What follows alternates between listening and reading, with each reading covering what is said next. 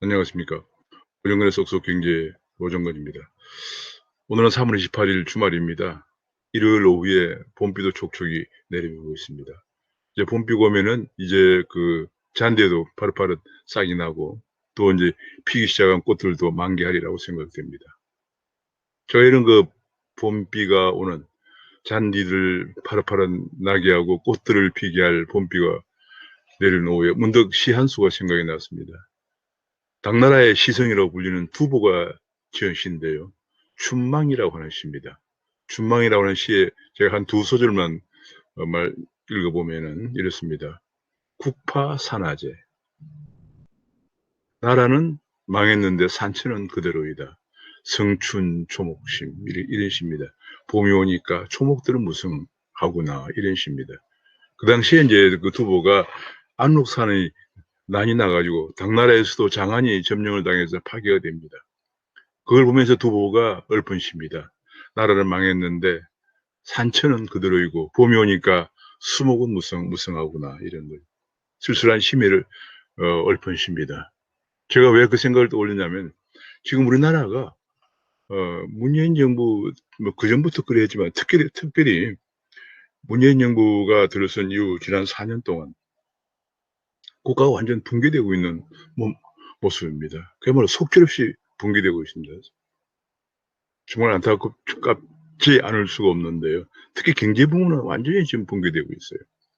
1962년부터 경제개발 계획을 시작해서 50년 동안 성장해오던 우리 경제가 50년 동안 성장해오던 경제가 그야말로 몇 년 사이에 그냥 완전히 뿌리채 붕괴되고 있는 그런 모습입니다. 사실 우리 경제가 뭐 문재인 정부 들어서서 본격적으로 붕괴되기 시작했지만 그 붕괴의 서막은 1987년 체제부터 시작이 되었습니다.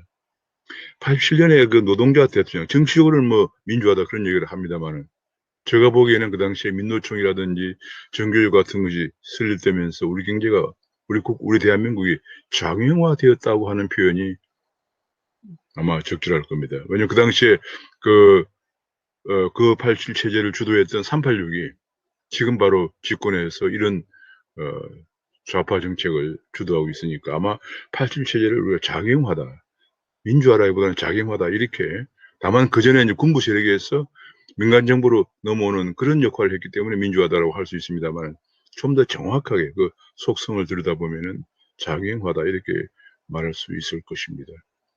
아무튼 경제적인 측면에서 본다면 그 87 체제가 들어서면서 88년부터 6년간 매년 임금이 20%씩 올라갔습니다. 그러니까 우리 경제가 견딜 수가 없죠. 아직 우리 경제가 굉장히 첨단 기술로 가지는 못했는데 노동자 대투쟁으로 민노총도 설립되고 정교조가 설립되고 하면서 임금이 연간 20%씩 올라갔기 때문에 그 당시 우리 경제를 많은 전문가들이 그때 이제 지금 혹시 뭐 세월이 많이 흘러서 기억을 못 하신 분들도 계시겠지만 저는 계속 경제를 연구해 왔으니까 그 당시에 우리 경제를 고비용 저효율 경제다 그렇게 표현했습니다. 임금이 계속 올라가서 굉장히 이제 고비용 구조가 됐는데 생산성은 여전히 올라가지 않고 첨단 기술화는 되지 않았기 때문에 고비용 저효율 경제 구조다. 고비용 저효율 경제 오래 갈 수 없죠. 결과적으로 온 것이 1997년 금융위기입니다. 87년 체제가 들어서서 그렇게 임금이 6년간 연 20% 올라가고 노조의 투쟁이 심화되면서 결과적으로 우리 경제가 92년부터 중성장기로 들어갑니다. 1962년부터 1991년까지 거의 9%가 넘는 아마 평균 9.5% 정도의 고도성장을 기록했는데 결과적으로 그 87체제 때문에 92년부터 연간 한 5.4%대 중성장기로 들어가게 됩니다. 그리고 이제 드디어 2012년경부터는 3%대 저성장기로 들어갑니다. 그래서 결과적으로 보면 우리가 뭐 하루아침에 경제가 다 붕괴된 건 아니고 87체제 이후에 우리 경제가 흔히들 말하는 그 당시에 뭐 여러 논문들이 많이 나오고 심지어 정부 관료들도 많이 얘기했던 고비용 저효율 체제를 극복하지 못하면서 97년 금융위기도 겪고 하면서 경제가 더욱더 위축이 됐습니다. 그런데 이제 그래도 이제 그럭저럭 지탱해 왔습니다만 본격적으로 그야말로 속절없이 문재인 정부 들어서 완전히 우리 경제가 붕괴되고 있는 모습입니다. 제가 몇 가지 데이터를 한번 체크하다가 깜짝 놀란 것이 2019년에 코로나가 20년을 왔으니까 코로나 기간은 전 세계적으로 다 특수한 기관이니까 그 기간을 제외하더라도 2019년을 보면은 2019년에 우리나라의 기업들이 해외에 나간 기업들이 4,000개가 넘었어요. 4,000개 정도 기업들이 연간 75조 원에 달하는 투자를 해외에다 했단 말이에요. 국내 하지 않고. 국내 우리나라 그 당시에 그 해 설비 투자가 한 160조 정도 됐는데 설비 투자의 거의 절반 정도를 해외에다 한 겁니다. 4,000개의 기업이 한 해 해외를 나갔다는 것은 우리나라가 얼마나 기업하기가 어려운 환경인가를 단적으로 얘기해 주고 있습니다. 제가 그래서 기업의 그 숫자를 한번 체크해 봤어요. 체크해봤더니 가장 큰 것이 이제 우리가 양질 일자를 만들려면 좀 대기업들이 많이 나와야 되거든. 대기업이 없으면은 계속 그냥 중소기업들, 중견기업들 뭐 이런 기업들만 생겨서 저임금 일자리가 많다 해서 청년들이 가고 싶어 하지 않는 일자리, 맨날 불평하는 그런 일자리죠. 그래서 외국인들만 많이 들어와 있는 일자리. 그래서 제가 이제 대기업들이 많이 생겨야만이 고임금의 양질 일자리가 생기는데 제가 300인 이상 기업들이 어떻게 되나 하고 제조업을 한번 살펴봤습니다. 제조업을 보니까 말이죠. 기업 수가 2015년 같은 경우에 300인 이상 기업이 724개였는데 2019년에 684개로 줄어들었습니다. 그러니까 제조업의 종사자의 비중도 2015년에 20% 정도 됐었는데 2019년에 17%로 줄어들었습니다. 그러니까 자꾸 이제 대기업을 국민의 공적처럼 규제하고 하다 보니까 기업들은 해외로 자꾸 나가고 300인 이상 기업의 종사는 양질 일자리는 그만큼 자꾸 줄어들었다는 얘기입니다. 한마디로 기업이 파괴되고 있는 상황입니다, 지금. 그러니까 지금 우리의 경제 구조가 서비스 쪽은 저생산성인 도소매, 음식, 숙박업 중심이고 제조업은 정부의 압력이나 규제나 노동자 투쟁이나 고임금이 견디지 못해서 연간 4,000개씩 해외로 나가고 있는 상황입니다. 그래서 제가 또 하나 일자를 보면은 작년에 대기업 일자리가 6,300개여 개가 줄어들었다는 얘기입니다. 그나마 일자리가 는 것이 삼성전자가 한 4,000개 정도 늘렸고요. 작년에. 삼성 바이오로직스에서 한 400개 정도 늘렸고 그다음에 SK 이노베이션이 한 350개 늘고 나머지 네이버나 NC소프트에서 한 4,500개씩 늘렸습니다. IT 기업이나 새로운 빅테크 기업에서 일자리가 몇 개 는 거 외에는 일자리가 작년에 대기업에서 작년 한 해만 6,300여 개가 작년 한 해만 줄어들어요. 왜냐면 기업이 주니까 기업 수가 주니까 어쩔 수 없는 거죠. 문재인 정부 3년 동안 이제 19년까지 분석한 거 보면 풀타임 일자리 주당 20시간 근무하는 풀타임 일자리가 195만 개가 사라졌다. 그런 얘기입니다. 그러니까 청년들은 계속 3분의 1이 일자리가 없는 백수가 된 거죠. 도저히 일자리를 구하다 안 되니까 그냥 쉬는 사람, 구직 단념자, 취업준비생 합해서 330만 명이 청년들이 그러고 있습니다. 3분의 1은 백수고 나머지도 상당수는 또 단기 알바 같은 걸 하고 있고 그러다 보니까 뭐 그냥 정말 아예 그냥 일자리 그냥 포기하고 그냥 쉬거나 구직 단념하거나 이런 사람들이 330만 명이 된다는 얘기입니다. 이게 우리나라 지금 난리가 난 겁니다. 기업이 완전 파괴되고 있고 일자리가 완전 파괴되고 있는 그런 상황입니다. 그러니까 지금 어떤 문제가 생기느냐. 최근에 청년들 간에 삼포 세대란 말이 등장했습니다. 결혼을 포기한다. 결포. 그 다음에 또 한 가지가 있죠. 결혼 처음에 이제 아예 그냥 취직을 포기한다. 아까 취직을 포기한 사람이 330만 명이라고 그랬잖아요. 취직이 안 되니까 결혼을 포기하죠. 결포. 결포가 안 되니까 또 뭘 포기합니까? 출산을 포기합니다. 출포. 그래서 아예 치포, 결포, 출포, 삼포 세대가 지금 청년들이 당면한 세대. 한마디로 우리나라 전체가 근간이 붕괴되고 있는 그런 모습을 보여주고 있습니다. 그런 가운데 그러다 보니까 일자리가 없다 보니까 가계부채는 급증하고 있습니다. 가계부채가 지금 현재 작년 12월 말에 1760조라는 게 로 증가했죠. 우리 GDP가 1940조쯤 되니까 거의 한 80%가 넘는 GDP에 가계부채를 갖고 있습니다. 기업부채도 뭐 1000조가 넘는 상황입니다.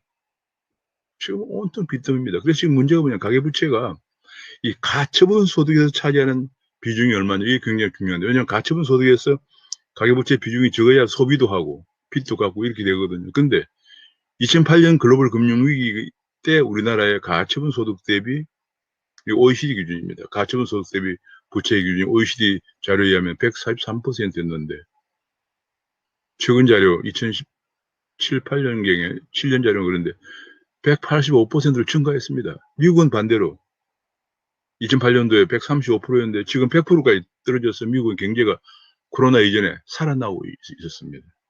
왜냐하면 그 정도 되면 이제 민간들이 소비를 할 수가 있다는 얘기죠. 우리는 거꾸로 가계부채가 해결이 안 돼서 180조, 이제 185%가 올라가 보니까 가계들이 소비를 할 수가 없습니다. 빚 갚느라고 급하죠. 그 정도가 아닙니다. 그 가계부채도 계속 제도권 금리에서 억누로 하는 바람에 제도권 금리에서 돈을 못 빌리고 생활은 해야 되고 생계 자금이 없고 그런 사람은 어디로 갑니까? 연간 100%가 넘는 불법 사채로 빠집니다. 100% 이자만 해도 100%, 200%, 300%가 넘는 불법 사채로 빠집니다. 지금 뭐 오랫도록 그 조사가 잘 안 됐는데 2017년 자료 하나 나와 있는데 제가 보니까 불법 사채로 빠진 사람들이 약 60만 명, 불법 사채를 쓰고 있는 규모가 7조 원 정도 된다고 금융위원회에서 조사를 한 자료가 있습니다. 아마 그 후로는 경제가 더 안 좋아졌으니까 더 많이 늘어났어. 또 이제 가계부채가 자꾸 증가하니까 금융당국은 통계상의 수치만 줄이기 위해서 계속 억누르다 보니까 많은 사람들이 불법 사채를 갑니다. 그것이 뭐 제가 보기에는 17년 말에 60만 명의 7조 원의 불법 사채를 쓰고 있으니까 아마 제가 보기엔 침작근들 아마 지금은 적어도 7, 80만 명이 거의 10조 가까운 불법 사채에 늪에서 튀어나오지 못하고 있을 겁니다. 여러분 3천만 원을 빌리면 이자가 3천만 원, 6천만 원 되니 어떻게 튀어나옵니까? 그래서 가정이 파괴됩니다. 그래서 일가족 동반자살들이 계속 나오고 사회가 흉악범들이 계속 나오는 거죠. 게다가 집값은 부동산 정책의 실패로 집값은 엄청 올라서 집을 장만하지 못하고 전월세도 장만하기 힘든 사람은 서울을 벗어납니다. 매년 10만 명이 서울을 벗어납니다. 지난 문재인 정부 들었으면도 거의 40만 명 정도가 서울을 떠나서 작년에 드디어 서울 인구가 1000만 명이 붕괴됐습니다. 서울이 사람 살기 힘든 도시로 점점 변하고 있다는 얘기가 있습니다. 그러면서 서울에 사는 사람들에게는 세금 폭탄만 안겨주고 있습니다. 서울에 사는 사람도 너무 힘든 거죠. 자, 그런 상황입니다. 그래서 또 그뿐이 아닙니다. 그래서 지금 현재 지금 말이죠. 기업 파괴에다가 일자리 파괴에다가 그다음에 가정 파괴에다가 뭐 이런 것들이 그다음에 뭐 부동산 파괴에다가 모든 것이 지금 경제가 붕괴되고 있는데 경제의 가장 근간을 이루는 백년대기라고 하는 것이 3개 있습니다. 하나는 에너지, 하나는 자원, 하나는 그다음에 교육. 이 3가지가 가장 중요한 경제의 백년대기라고 합니다. 근데 지금 에너지를 완전히 또 파괴시키고 있어요. 탈원전이라는 이름으로 도저히 공급도 불안정한 신재생 에너지, 태양광이다, 풍력이다, 해상풍력 이런 데 어마어마한 돈을 쏟아붓고 있습니다. 지금 뭐 전남 신안 앞바다에다가 해상풍력을 만드는데 10년간 45조를 쏟아부은다고 합니다. 지금 단가가 말이에요. 비교도 안 됩니다. 해상풍력이나 풍력의 단가는 지금 건설 비용도 비용이지만 단가가 지금 현재 한 200원 정도 킬로와트당, 원전은 60원 정도밖에 안 되거든요. 앞으로 전기차라든지 이런 4차 산업혁명 시대에 어떻게 첫째는 불안정성, 두 번째는 높은 전기요금을 어떻게 감내할 것이냐는 그런 문제가 있고요. 두 번째는 한국은 자원이 전혀 없습니다. 석유 한 방울 안 나고 쓸만한 자원이 하나도 없죠. 심지어는 4차 산업혁명에서 필수적인 쌀이라고 하는 반도체를 생산하는 데 들어가는 히토류는 전혀 없죠. 그러면 해외에서 그런 자원들을 개발을 해서 들여와야 되는데 웬일인지 문재인 정부 들어서는 해외 자원개발 사업은 전 정부가 하던 것이라 해서 적폐라해서 전부 청산을 시키도록 했습니다. 청산하는 과정에서 심지어는 손해를 하고 있는 것은 말할 것도 없고요. 이제 한 10여 년 동안 개발을 비용이 들어갔다. 이제 흑자를 내기 시작한 해외 자원 개발 사업도 다 폐기를 명령을 내렸습니다. 지금 폐기 처리하고 있는 중입니다. 그런데 넌센스 중에 하나가 해외 자본 개발공사와 한국광물공사를 합해가지고 광해광물공사라는 걸 만들었는데 그 광해광물공사의 목적이 뭐냐? 해외 자원 개발을 하는 게 아니고 북한의 자원 개발을 한다고 합니다. 그것이 법에 명시되어 있습니다. 도무지 지금이 어디로 가는 경제인지 모르겠습니다. 아니, 북한의 자원이 석유도 안 나오고 뭐 자원이 있습니까? 그저 북한은 북한 수출의 그 70% 석탄이거든요. 한마디로 북한 석탄 개발해주자 뭐 그런 얘기밖에 더 이상 이해가 안 되는 상황입니다. 아마 우리 대한민국의 해외 자원을 많이 개발해 와서 경제 성장하는데 한데 안중에도 없지 않나 너무 안타까운 생각이 됩니다. 그 다음에 이제 네 번째 교육이죠. 지금 최근에 우리나라 교육 졸업생들이 학력이 계속 떨어져서 중국에도 밀리고 있습니다. 기초학력 미달자가 유독 문정부 들어서 더 급증하고 있습니다. 심지어 최근에는 IT 인력이 부족하고 반도체 인력이 부족해서 IT 인력이 임금이 계속 급등하고 있고 서로 스카우트 하느라고 난리가 났습니다. 반도체나 인공지능이나 블록체인이나 중요 분야에서는 주로 외국인들을 쓰거나 외국에서 공부한 사람을 쓰는 그런 상황입니다. 왜냐하면 우리 경제는 계속 교육은 평준화 정책을 40년 넘게 해왔고요. 13년 동안 대학 등록금, 반값 등록금을 해오다 보니까 대학은 피폐화되어 있습니다.